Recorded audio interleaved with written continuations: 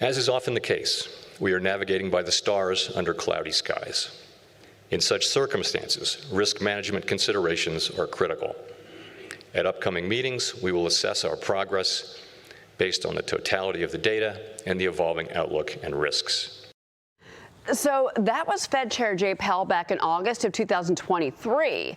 Now the proverbial cloudy skies are even cloudier as the Fed is trying to navigate a December meeting without key economic data because of the government shutdown. Let's bring in Cresset Chief Investment Officer and founding partner Jack Ablin. And Jack, so what kind of factors do you see with regards to the economy that are guiding these policymakers right now? I was just looking at a brand new release from the Atlanta Fed, their GDP Now forecast for Q3 of this year. They're coming in at 4.1%. I want to get instant reaction to that. But also, how does the Fed make this move in December without the proper data on the labor market? Yeah, it's a great question. I don't think they will. The fact is that here's a data-dependent Fed that doesn't have data.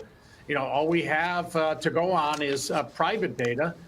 So if you look at ADP on the job side, it's generally weakening. If you look at University of Michigan sentiment data, that hit a 3-year low.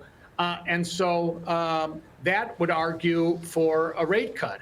On the other hand, it's really hard to tell what the pricing story is and what the inflation story is. If you look through to University of Michigan, on average, households are projecting inflation to be 4.7% next year. So that's that's a high bar. What I think is interesting with your take on all of this, kind of your macro take on Powell and their decision making, you say policy is a coin flip, which is the most simplest way to describe what we're facing in December. We've seen the odds, the bets for a rate cut actually fall expeditiously. Now we're at about 50%.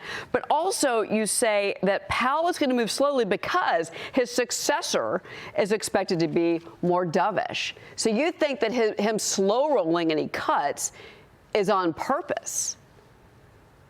Yeah, I mean, I think that given the fact that they don't have certainty, my sense is that the path of least resistance for Fed policymakers is to stand pat.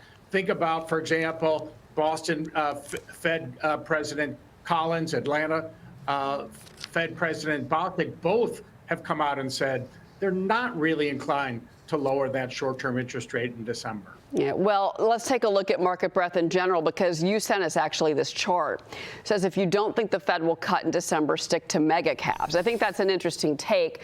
Stick to those mega cap, I hate to say it, safe plays. But you know, if you're looking for a cut before you see more rotation or not, which is it?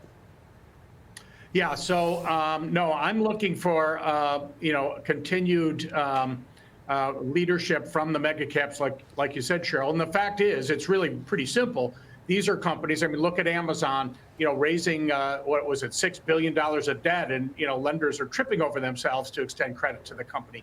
The fact is that when credit conditions are incrementally tight, that tends to favor the mega caps. When the Fed starts to cut and things start to ease, that generally means that more of the boats can rise. And that's really what's going on with this, with this Fed probability. So if you believe that the Fed is likely going to keep rates higher for longer, at least till May, that suggests that quality mega caps, those that have unfettered access to borrowing, should probably lead the way higher. Well, and that gives me your position right there in your answer. Real quick, I do want to ask you about this. We still see the institutional investors buying dips, but they're less aggressive now. Why is that?